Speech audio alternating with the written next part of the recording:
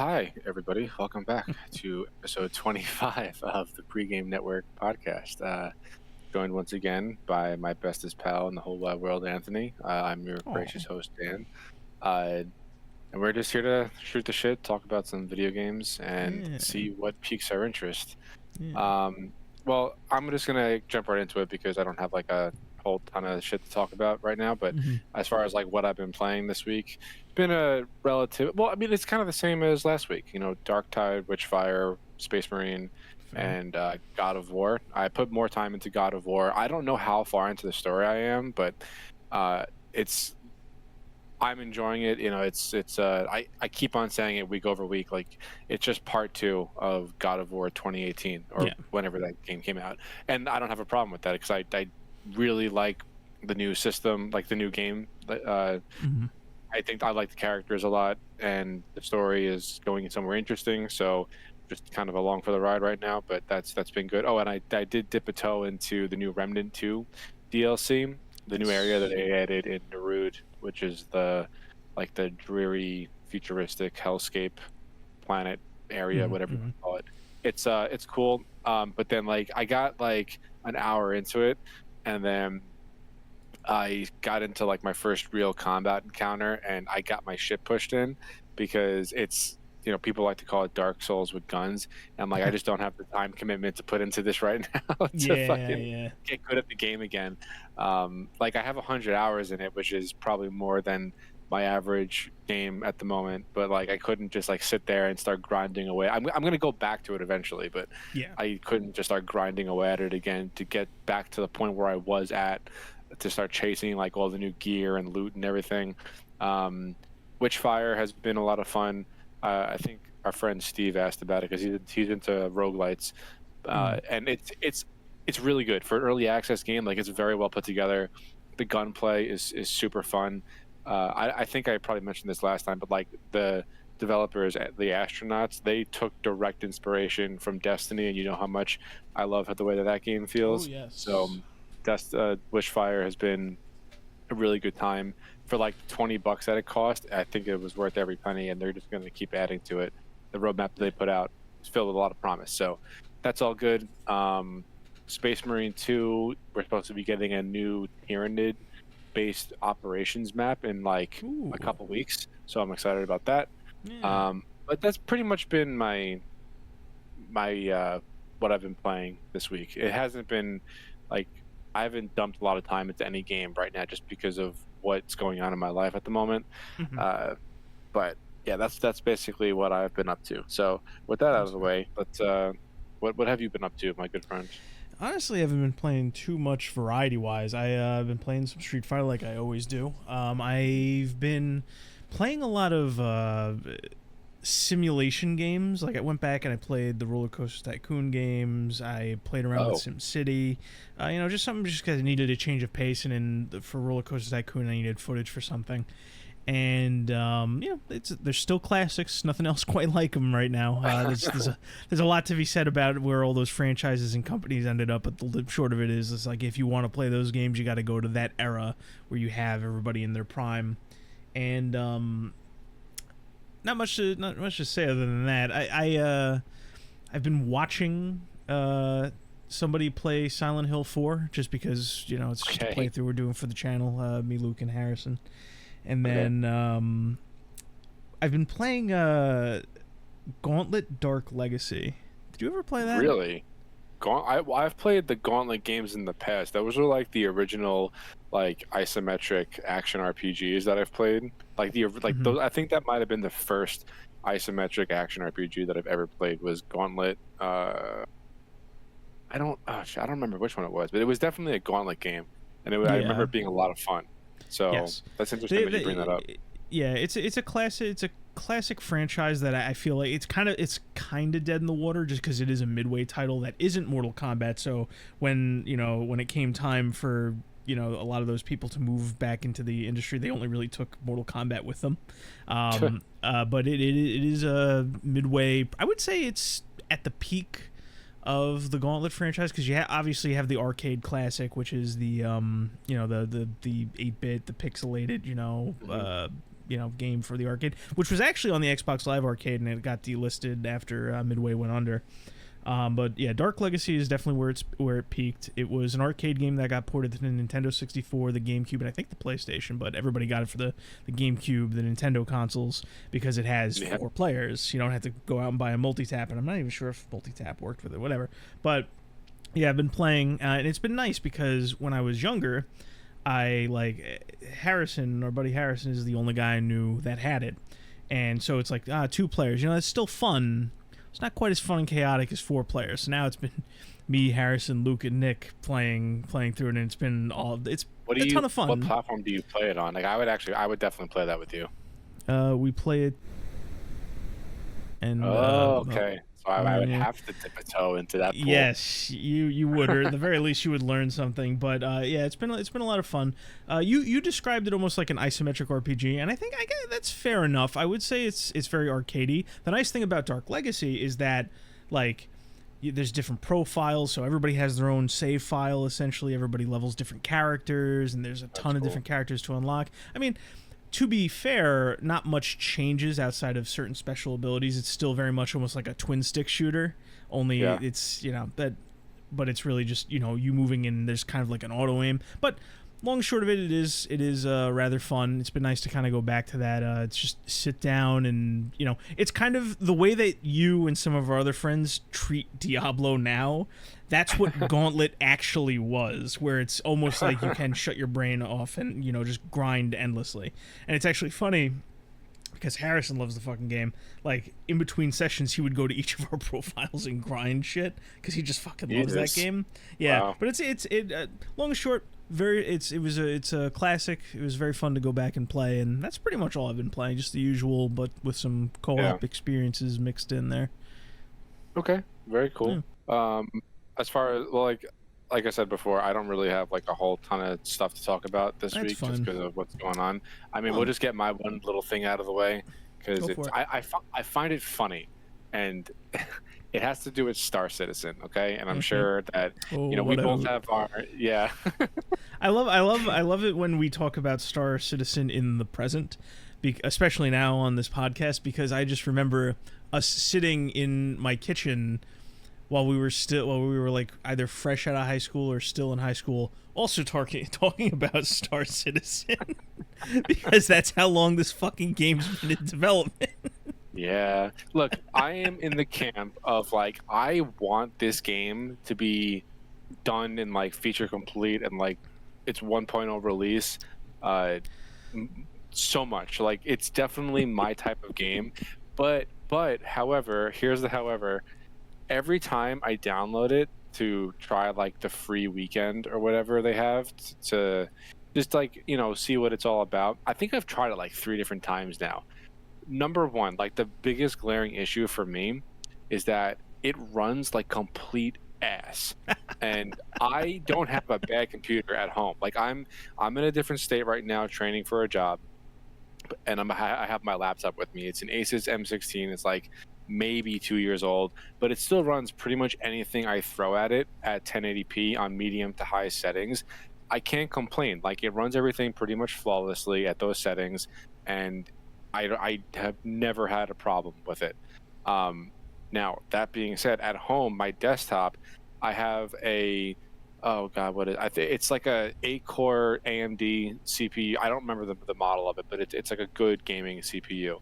And I have I just bought like 6 or 7 months ago a NVIDIA RTX 4070. Like, it's a good card. It runs everything that I throw at it like pretty flawlessly on high settings at 2100p or 2160, right? That's the resolution.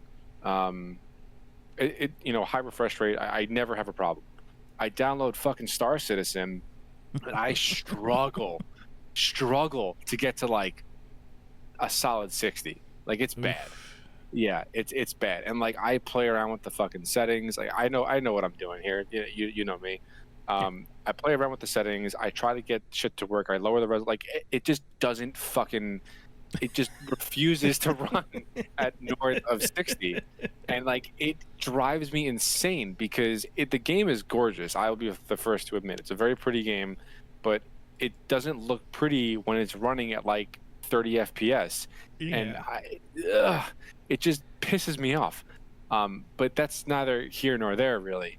Like my problem is like beyond the performance aspect of it is it takes itself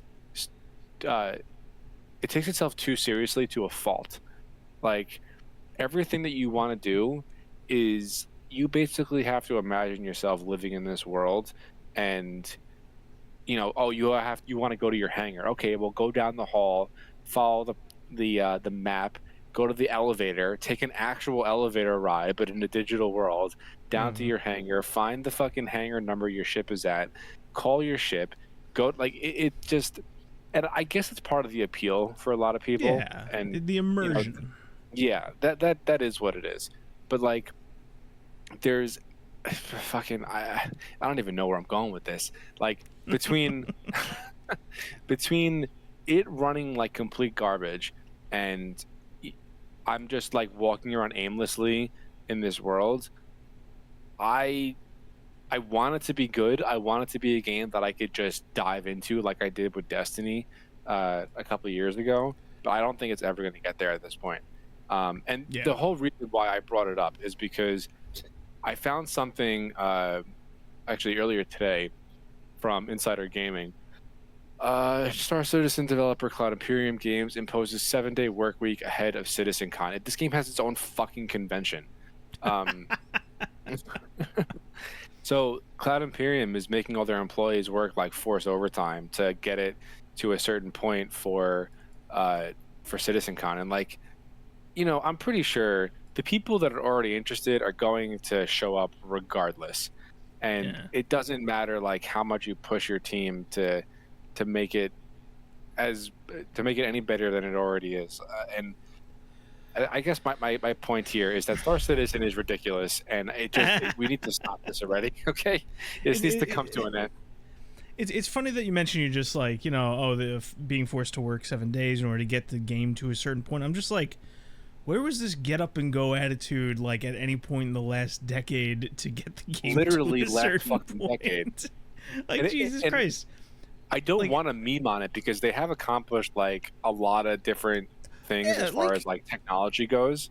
There have been a ton of scams out there where you just get nothing at the end of it. There is something behind like the amount of money that people are throwing at it. I mean, there are some things I find suspect, the whole like price model is fucking bonkers too. By the way, like paying certain ships that you pay for and the amount you pay for them is a little nuts, and like how they handle certain structures with ship ownership and just how much people are actually investing into the game. It's a little suspect to me, but. Like, I don't know. I struggle to give them a little bit of credit because it always blows my mind because, like I said, our first podcast, we were talking about this fucking game. You're right. We were. And that was 10 fucking years ago. Yes. 10 years ago, over 10 years ago, whatever that timeline, I could really, if I really wanted to, I could go and find it. But we were talking about this when we were much younger men, and it's still not complete. It's crazy. It's crazy. And, like, launch the game into its 1.0, whatever the fuck that might be. Like, you can add things later. It doesn't matter. And on top of all that, they have their own launcher. Like, it's not even on Steam. I don't know why that bugs you too. It's either they just found a lucrative angle. Because I remember like seeing pictures of the CEO on a private yacht out somewhere in some sun-kissed lands, and fucking. The thing is, like, it doesn't fail to get any funding. It still gets a retarded amount of money. Yeah, it gets a retarded amount of money, and there's there's the argument have like regardless of what you think their intentions are and whether or not this is just what they want for the money, is this just scope creep?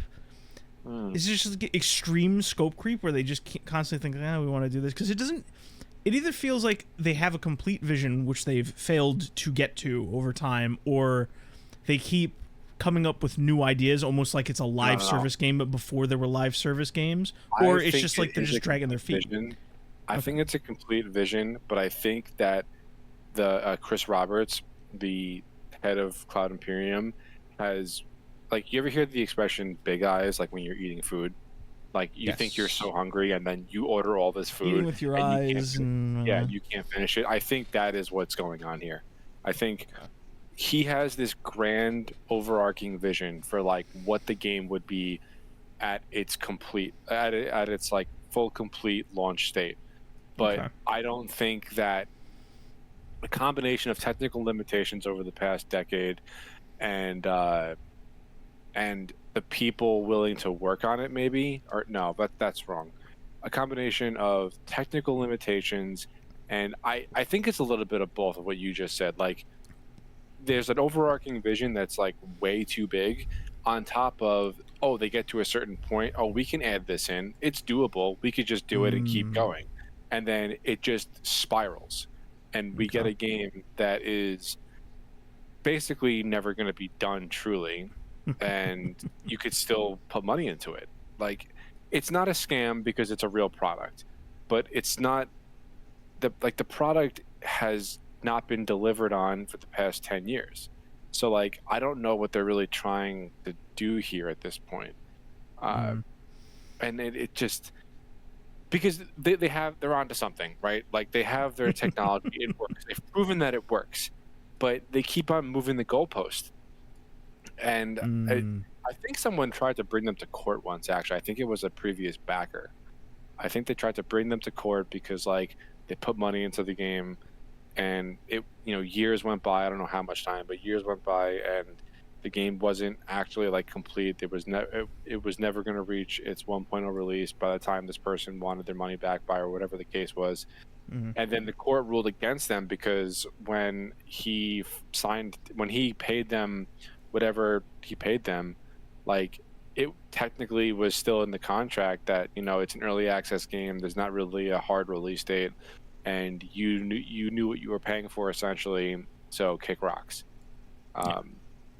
and it just look I don't think this game is going to be done in the next 10 years I mean God. I couldn't even define the term done at this point I don't know what they're going for here like what's the Yeah. finish line so Yeah. I won't pretend to even be able to make a guess about that because the game itself really never was for me. mm, At the early stages, I did.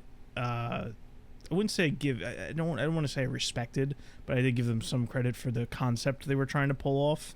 mhm. But like at this point, it's just like what are you doing really? Because like I can appreciate like having these massive ships and like and being able to walk through them and interact with them in a way that you need to in order to pilot these things, but it's like But it's where to a what fault. is yeah, but it's like once you have that concept done, like what's the rest, like what else is going Well, on that's that just you one really part of what the game is supposed to be. Like it's supposed to be this living, breathing universe that you can go out and be your own thing, be your own person, whatever. yeah, but Um, what does that mean for the right. universe of But Star Citizen? that's never been defined. Like Yeah, they have like this. What's crazy to me is that they had all these fucking A-list actors to be into to lend their likeness to the single player campaign, the Squadron mhm, 42. Fucking Billion Anderson, Gary Oldman, Mark Hamill, Mark Strong. I think there's a couple more in there, but like these are not small names. yeah. And I mean, if I was one of these people and I acted in this game and it was in the state that it's in, I'd be fucking pissed. I guess it depends. I mean, at the end of the day, they did get paid, and all that money did go somewhere, I suppose. Yeah, you're probably right. But I we haven't spoken about Star Citizen in a while, and I saw that today, and I was like, I want to bring this up. Yeah, may as I well want to touch preach this base. subject. Do yearly checkups, Yeah. decade checkups on on the state of Star Citizen. uh, so anyway, let's shift gears. What do you got? So I gotta clarify something because in my eagerness last week I was I was very quick and I kind of spoke over myself in some ways. Last week we briefly talked about Dragon Ball fighting games, right? And I spoke too soon because it had been a long while, and when I don't get a chance to talk about these Dragon Ball games these Dragon Ball games as often as I'd like, so I just kind of spat out a few things real quick, and some of it was actually incorrect. I know it's very rare that I'm wrong. Anthony was wrong. What? Yes. What's so going basically, on? so basically, we were talking about how these games have kind of vacated the market. Like I had basically, we were talking about fighting games in general, and I basically said that Soul Calibur and Dragon Ball basically had the casual market cornered, where it's like these two games, like that's, you know, you'd mentioned like those are the games that you had played, and I had basically talked a little bit about both of them. Excuse me. That's fine. And I said something like, you know, I was talking about Budokai. I'm just like, yeah, everybody loved Budokai. And then I said, you know, oh, they kind of made ones afterwards. And I said Burst Limit and Raging Blast, because I always get those two mixed up. Burst Limit, I was 100% correct on. Raging Blast was more of a Budokai Tenkaichi follow-up. Okay. Yeah, so that's all I wanted to clarify, is that I got that wrong. Oh, okay. But no, there's more to the actual topic, but I just wanted to get that out of the way. Dimps, the people who made the Budokai games, did make other games aside from Burst Limit, namely Infinite World, and they made Budokai games for the PSP. And they all kind of played the same, which more of the same is fine in my, but reviewers at the time didn't like that. And Spike would later end up merging with Chunsoft, so now there's Spike Chunsoft, and they were the ones who did the Arena Fighter, the Tenkaichi games. Raging Blast is more of an Arena Fighter, shit like that. So there were two distinct forks there as far as people that did Dragon Ball games, and along the way, companies like Akira, I forget exactly how it's pronounced, but they are a pretty big Japanese developer too, and they're known for kind of they're one of like two companies that are known for making like really bombastic, over the top, flashy fighters, you know, but they're also like competitively viable. But before I go off track, anyway, the reason I wanted to clarify all that is because, you know, I had mentioned that Dimps hadn't really touched Dragon Ball in a while, and Spike hadn't touched Dragon Ball for a while either, as far as like what they were known for. Dimps doing traditional fighters and Spike doing arena fighters. Dimps came back and made a few arena fighter Dragon Ball games, like the Xenoverse games. I'm sure you've heard of them at least once. Dragon Ball Xenoverse. Yeah, I have. Yeah. And it's just like, you know, it was okay. I wasn't a huge fan, but I know people liked it. But Spike is coming back, and they are the ones making Dragon Ball Sparking Zero. Okay. And it's being marketed as Budokai. It's basically the fourth Budokai Tenkaichi game. And the reason I bring this up is because it is the top seller of like 4 to 5 major retailers right now. All right. I don't know if you saw that. It's basically going to have explosive sales, because it's essentially a sequel to what many casual players consider like the absolute peak of the series, because it's got all it's got is like, sure, some of them are going to play very similarly, but it's got like every fucking character you could imagine you can play as, and you can just beat the shit out of each other in these huge flashy fights, and you can make your own scenarios, and it's gonna be a crazy time. And it's basically I just basically wanted to go back to kind of prove my point, where it's like there is a market that was just basically vacated by these games at a certain point. And like, you know, they try shit like fighting games in general. They try shit like Dragon Ball Fighters is it's a very simple fighter by by the standards set by other fighting games, and you know, it's something that you've tried and Eric's tried, but it's not, you know, it's still, you need to want to play a fighting game in order to, you know, want to do that. So if you don't want to sit down the time and try to learn, you're not going to really be into that, and it just drops off. Arena fighters you can pick up right away. You know, there's plenty of fighters that have tried introducing different control schemes and different you know, or have watered themselves down to essentially make themselves more palatable. But at the end of the day, a game that's built around its own simplicity, that knows its lane, will always stick better with casual players, and that game is going to basically explode when it comes out. That's all I wanted to ramble about a little bit, because we talked about it last week, and I'm just like, fuck it, I made a mistake, and also like right as I was saying like how do I address this grievous error, I noticed, oh shit, Sparking Zero is like selling. Nothing sells out anymore, but it would be selling out if there were physical stock to consider. Because, like I said, it's like Amazon, Steam, all these different storefronts are reporting that it's like the top seller right now, top pre-order above everything else. So that's going to be interesting. I'm not touching it unless it comes to Game Pass because I don't, the localization is shit, and I don't like arena fighters all that much. They're a little too simple for me. It's got to be a bargain bin kind of thing, almost like a wrestling game. Where it's just like those it's like, I'll play it if everyone else is playing it, and it's got to be cheap. Right. So. Yeah, that's fair. Yeah. Well, all right. Well, what's the big thing that you have for this week?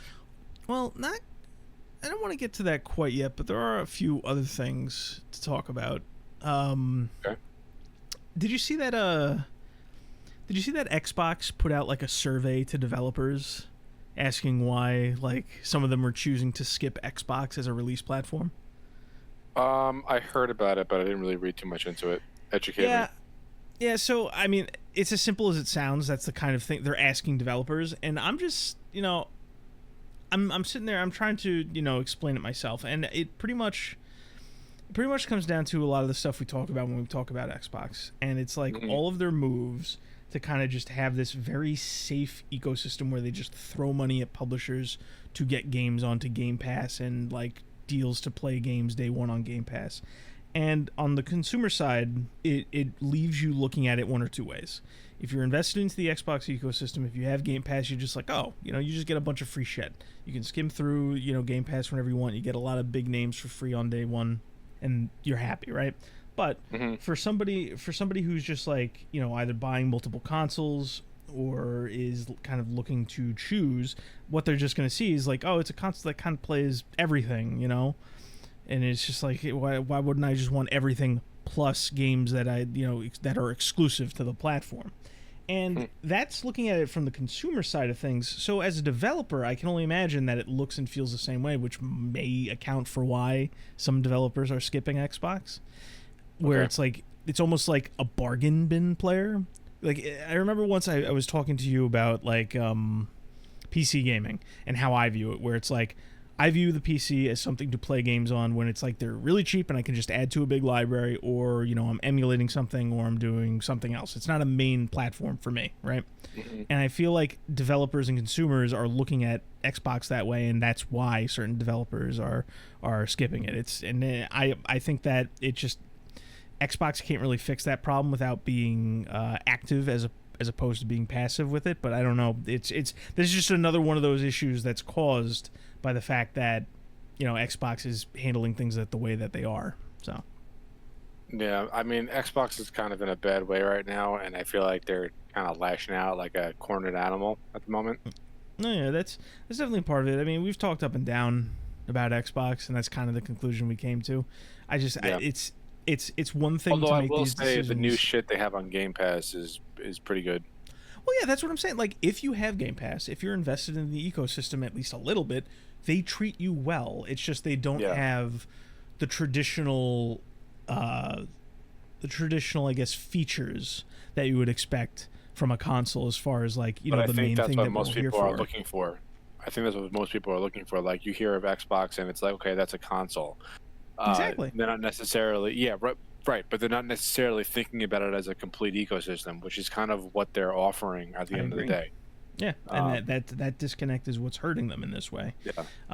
And I think, it's like I said, I don't want to repeat myself for like the 17th week in a row or whatever, but basically my take on it is like they need those more traditional features, because like I like the machine, I think it runs well, I like the system, I like the UI, oddly enough, compared to some, like, nobody's had really good UI since the 7th console gen. I think the PlayStation UI is fucking terrible. I think it has been since the PS3. I'll fight you on this. I think the PlayStation 4 and the PlayStation 5 have terrible UIs. I don't like either of them. That's what I'm saying. But you said 3. I was gonna say, like, I actually like the XMB. I forget what the X stands for, where it's like the cross, and you move left and right and up and down. I like that. That's what it has been since the PS3. No, Hold on a second. I have to find this. Yeah, PS4 and 5 use like kind of a blocky, like square Oh, grid. you know what? I take that back. I do like the PS3 UI. Yeah, it's and plus the PS3 had some of the coolest dynamic themes. Mhm. Like really cool shit. Yeah. Like you could have like just dynamic themes in the background, and it also applied to games. So like when you're hovering over the games, it changed the background up. But there were some really See, awesome Anthony ones. and I aren't PlayStation haters. We're not just Yeah. Xbox But fanboys. We like that's PlayStation. we establish this all the time. It's like we just go where the fucking games are, and no, like there's no like, it's like everybody Look, treats. some of my favorite games of all time are PlayStation exclusives. I'd be the first to admit that. Yeah, 6th gen PlayStation 2 was my main console. I loved the Yeah. PlayStation 2. I was jealous of this guy here when he had the PlayStation 3 before Yeah, I did, that's but I was right, happy with yeah. my Xbox. But basically, it's like everybody treats all the different console shit as like, you know, they're choosing a ship to get on into the and go into the sea and like war with other ships, right? Yeah. Well, the When it's problem like is that these fucking things are north of $500. It's like a small investment. It's crazy. yeah, I mean, coming but from it's coming from the PC gamer, I don't really have much The- of a pot to I piss just- in on that one. Yeah, I don't want to repeat too much of this shit because we've talked about console war idiocy a lot, but it's like there's not enough software in any of the ecosystems to even warrant such fanatical behavior. Like Yeah. I just it's just not there. It's not like Right. the heyday of the 7th gen where it's just like, ooh, well the Xbox has Gears of War, and it has Alan Wake, and it has Dead Rising, and it has like all these different first and second and third parties, and then you go to the PlayStation 3 and it's like, ooh, you have, you know, Uncharted 2, or you have Resistance, and you have all these collections from the PlayStation 2 back catalog, and there's backwards compatibility. It's like they're used to it, like I used the ship analogy before, but it's more like everybody's just floating in the sea trying to catch driftwood. And like just saying like, well, my piece of shit that's stopping me from drowning is better than your piece of shit that's stopping me from drowning. I'm just like, nah. But yeah, so all this boils down to is Xbox's current stances, which are somewhat good for people who are bought in, Xbox is being hampered by just focusing on like that backbone, but not building off of it with traditional features of software. So that's why devs are skipping the Xbox. That and the fact that Sony likes to go and do backroom deals and, you know, buy out things, notably with things like Helldivers and Stellar Blade. Still a little burned about both of those, just a little bit. I'd like to play. I would have liked to have Helldivers on day one on a platform I could play it on, and I was really interested in Stellar Blade before it got you know, Which is a shame too, because like Helldivers is like that is the perfect game for our group of friends. Yeah. And it's a console exclusive, which kind of fucking blows. Yeah, what a shame. it's a tough thing, and we talk about all the issues that Helldivers has been going through, but realistically, it's just like if you treat it as that friend group game, it's like once a week, twice a week, you grab the buddies and you go kill some shit, and you don't do what Joe did. And this isn't a shot at Joe, but Joe is very much like when he finds a game he likes, he digs deep. And and in a game like Helldivers, you hit that ceiling, and that ceiling is very unpleasant. It's not like he's used to playing MMOs or games that have time gates.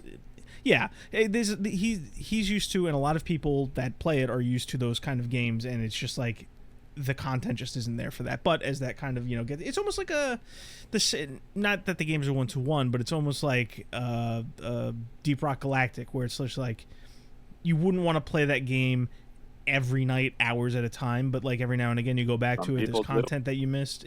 Some people do. Like I said, I don't want to compare the end games of the two. I'm just saying like that's how you would treat it. So yeah.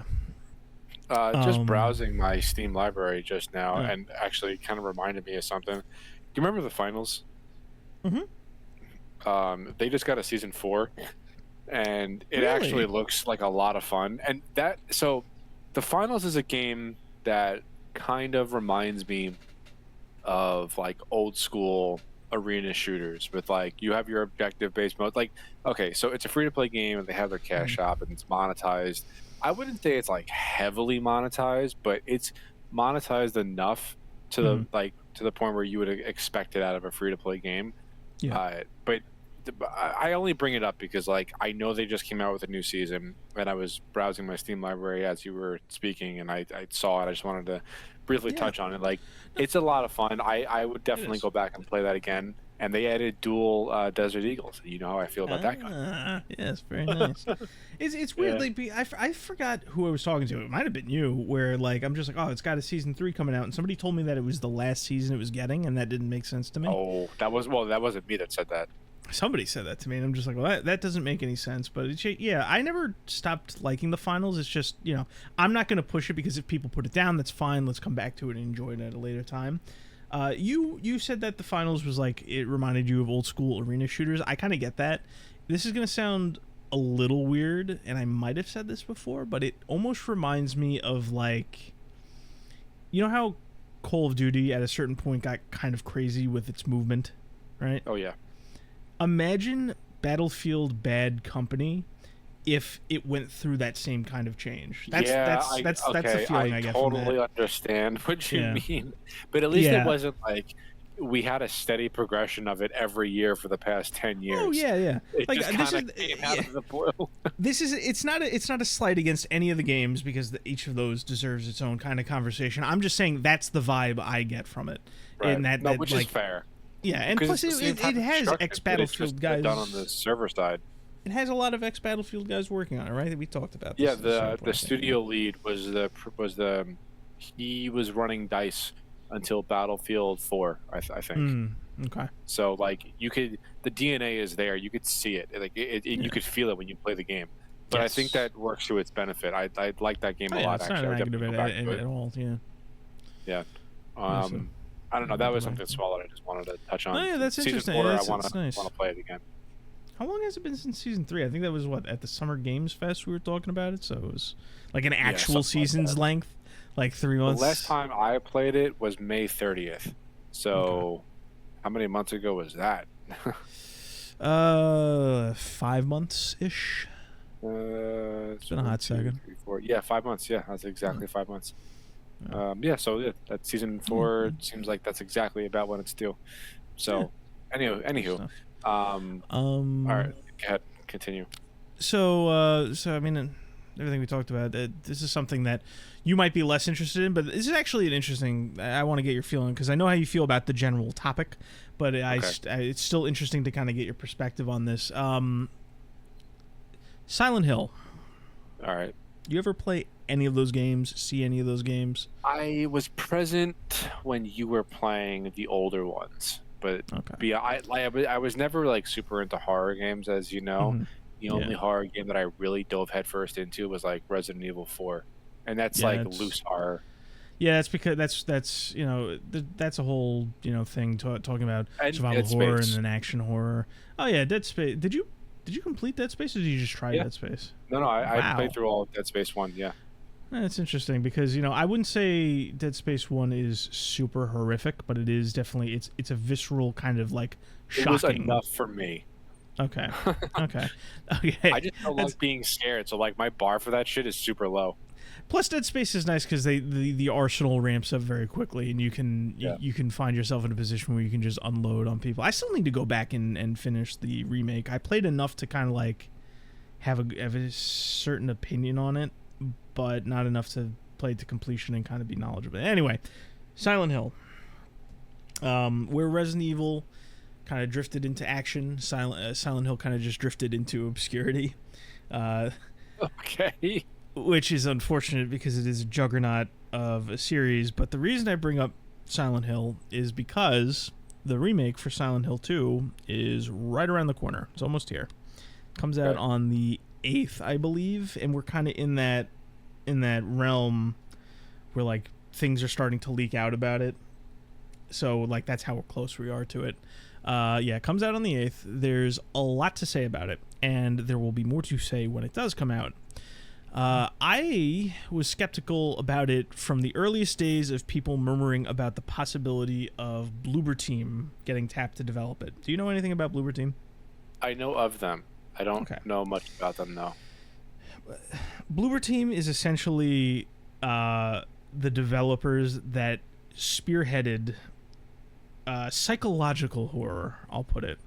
Like, Spearheaded psychological horror. Okay, so what is the game that they're known for? Layers of Fear.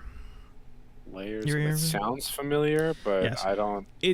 So there's a certain branch of horror called psychological horror, and Okay. it's not referring to I that don't as the even way. recognize the cover art. Sorry to Yeah, interrupt you. it's no, it's fine. Because horror is still kind of niche. There are a few breakouts, like you'll end up like with a Dead Space or a Resident Evil, and theoretically a Silent Hill, but Silent Hill went through its own thing where like the original team disbanded and whatnot, so it didn't really live up to the standards quite like Resident Evil did. But anyway, psychological horror is basically when horror got very walking simmy, where it's basically like you walk down hallways, you I occasionally can't stand find those puzzles. Yeah, I'm not a big fan of it either. That's part of the reason why I like, as I was playing Bloober Team's most recent game at the time, and I think it's the only game they've developed between then and now, The Medium. You probably remember that, right? Yes.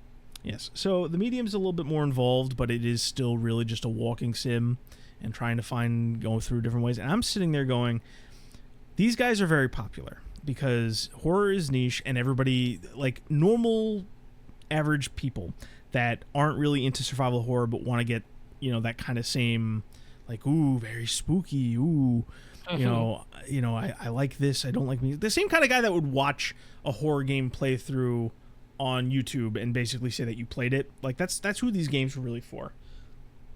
And everybody was saying, oh, wouldn't it be crazy if Bloober Team made a new Silent Hill? And I'm just sitting there going, God, no, just stop saying that. Don't put that into the ether. I said that for so fucking long. I don't know when The Medium came out. I think it was like 2019 or something like that, maybe a little later. But every time somebody would bring that up, I would just be like, no, please. They are inspired by Silent Hill, but they are not making a game on par with Silent Hill. Don't say that. Don't meme this into existence. Please stop saying it. And wouldn't you know it, they memed it into existence, and they are the ones. I fucking saw that come out a mile yeah, away. they're the guys remaking Silent Hill 2. And it's funny that I ranted about this because, like, that's a whole conversation for another time. I do eventually want to talk about Bloober Team. But this whole thing got me thinking. There will come a day where Silent Hill 1 is remade. And it might be sooner than we think, because when people ask Bloober Team, oh, why didn't you start with the first Silent Hill 1? And, the real answer is like, oh, because Silent Hill 2 is the most popular. Silent Hill 2 inspired everybody in current day who is making cinematic-like experience. Silent Hill 2 inspired them. But, yeah, they asked, why aren't you starting with Silent Hill 1? And they answered in a way that implied Konami had other plans for it. And either way, regardless of when and who, I do not envy the team that has to remake Silent Hill 1, because Silent Hill 1 is in a lot of ways it's one of the best survival horror games ever made. Okay. In the video I did on it however many years ago, where it was like a recommendation video, I basically said that it has yet to be matched in atmosphere, because it is one of the games that really only came from when pioneers of the video game craft were actively hitting a ceiling, back when hardware limitations were actually a thing. Like, nowadays they're not really a thing. Nowadays we struggle with people doing art style and making unique identities, but it's hardware really isn't an issue anymore. We just keep trying to focus on realism. Yeah, no, it's definitely not. Yeah, and so where is it going? I am of the mind that older games should be viewed in those confines, just because you can kind of see that craftsmanship and how it's utilized. And obviously you kind of grade things with a little bit of a curve, even though I don't like doing that, because the graphical power of the then cannot under any circumstances match up to the quality of the now just from raw power. That's just impossible. Mm-hmm. So you got to kind of look at things in a vacuum. And I would argue that Silent Hill 1 is probably the most impressive game on the PlayStation 1. There's an idea I kind of flirted with back when I did that video, and I commented about how Silent Hill used the limitations to its advantage instead of simply overcoming them. And that's back when I said, there's few that, really did it like Silent Hill 1. And quite frankly, 3 years later, I can't think of a single one offhand. So it's possible that that pool is very small. And where is I going with this?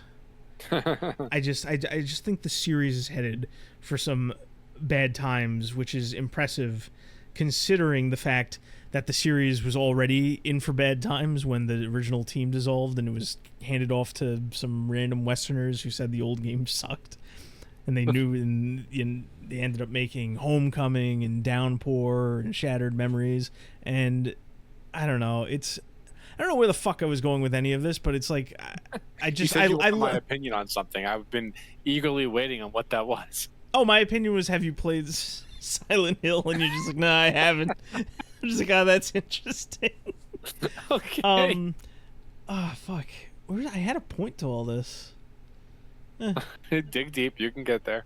I don't know if I can anymore. My mind is mush. What the fuck was I going? Yeah, but it's basically Silent Hill 2 is coming out soon. It's being remade. I'm sure everyone's gonna fawn over it because everybody kind of wanted Silent Hill to get the Resident Evil remake treatment because Resident Evil 2 got remade, and everybody's, you could argue about whether you wanted one style or the other, but everybody seems to agree that it's pretty good. Silent Hill 3 got remade, and Resident Evil 3 got remade, and it was just not treated with any level of decency or respect. It's just a very bad remake. And then Resident Evil 4 got remade unnecessarily. I know people love it. They love the gameplay. It really should have been its own game. And now this third-person action style, it's kind of like, back in the day it was fixed camera or variable camera, and then, for a while it was like first person and over the shoulder, and now that there's this new style, Silent Hill's finally getting it, and I'm just like, part of me wants to rant about Silent Hill 2, but it's just not time yet. It's not time. It's too soon. It's not time yet. I gotta play it first. Yeah, I like I mentioned last week, I do love Silent Hill 1 and 2, but it's not quite as an aggressive need as Dead Rising, which was a whole other fucking kerfuffle. But yeah, I'm not really looking forward to the Silent Hill 2 remake either. I'm not looking forward to the Silent Hill 1 remake that hasn't even been announced yet, but it's going to happen, and it's just not going to match up to it, and it's just okay. Yeah, no, I'm tired. Fuck. Yeah, fuck I these people. gotcha. So on to the last thing, unless you've got something you want to squeak in. No, I got nothing, man. Like I said, this has been a fucking chaotic week for me with the Academy. That is perfectly fine.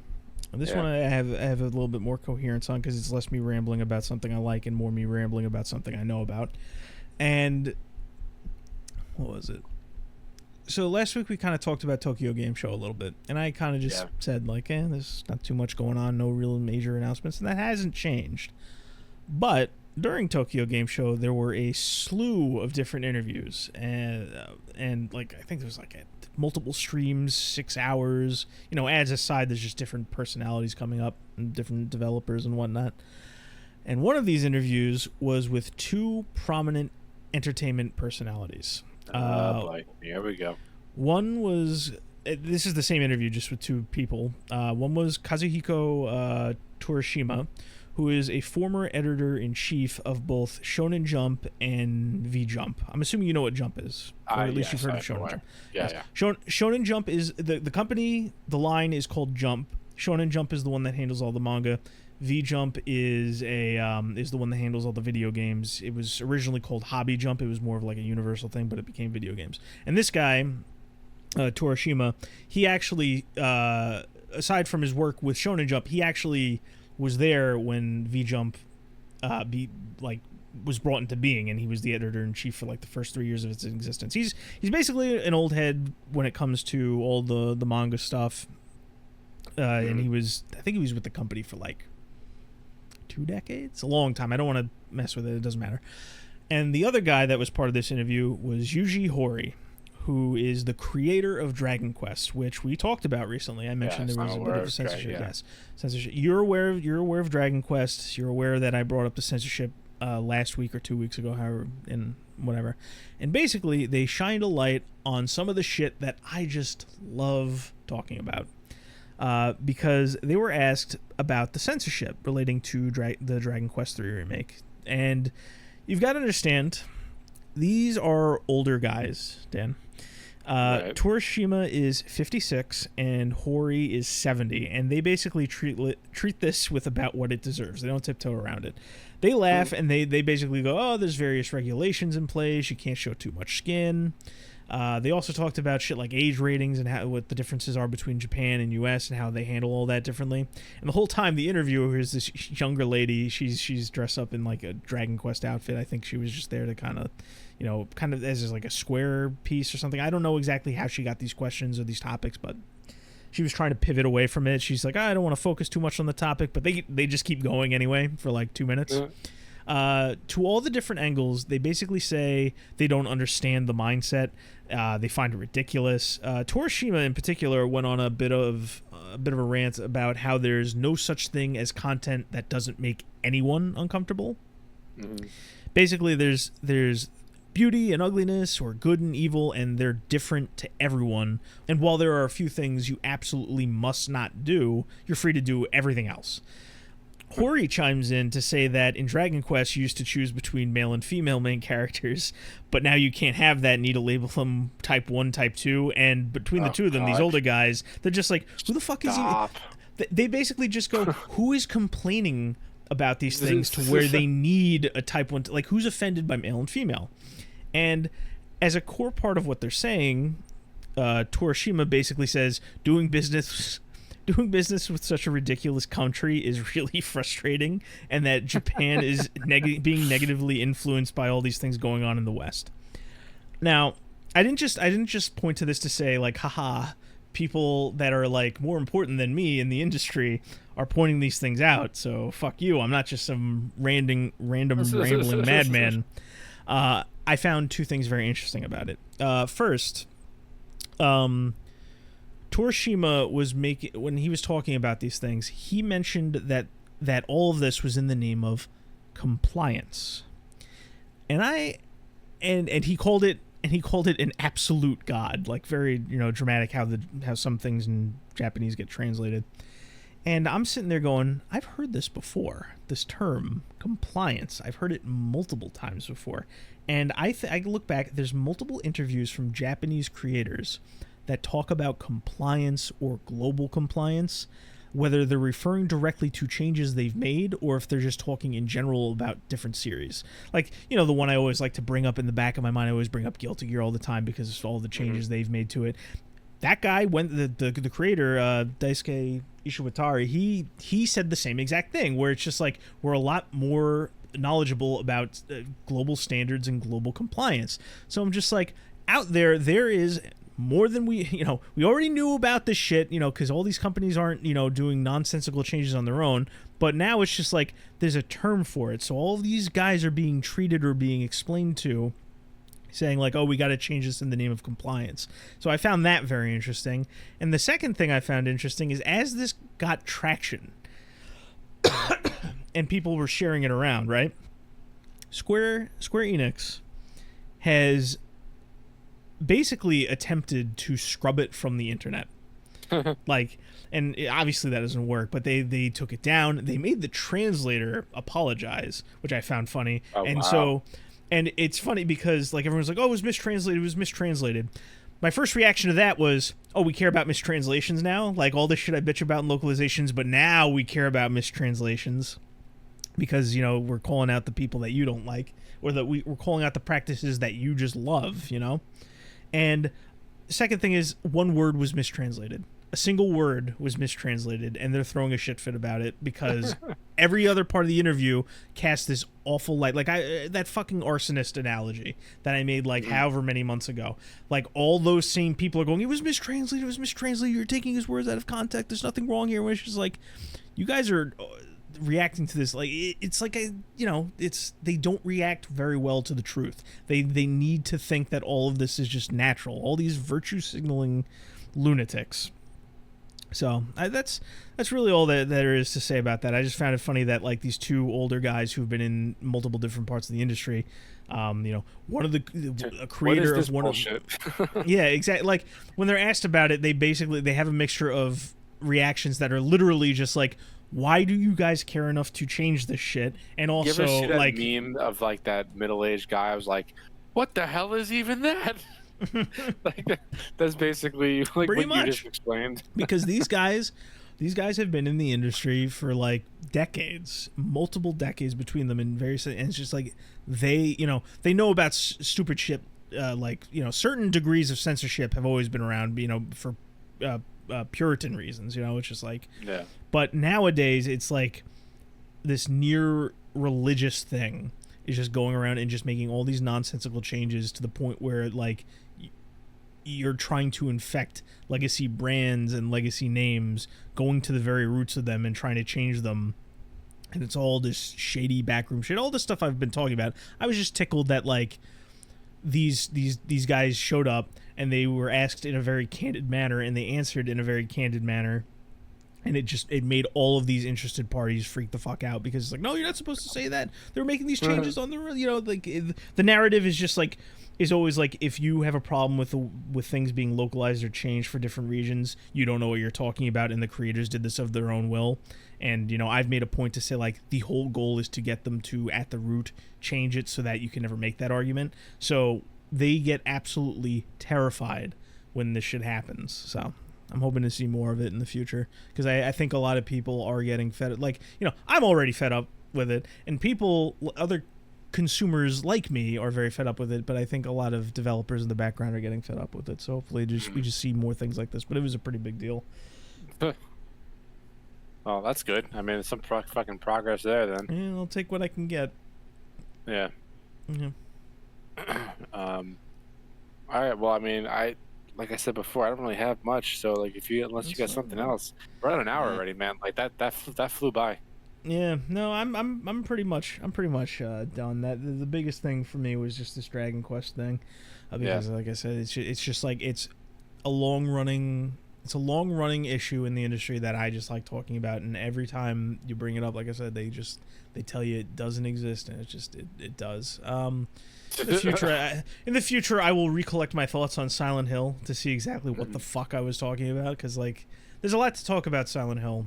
A lot of interesting things, and especially with this new initiative that's going on where Konami's kind of giving the series another shot after killing it twice, essentially.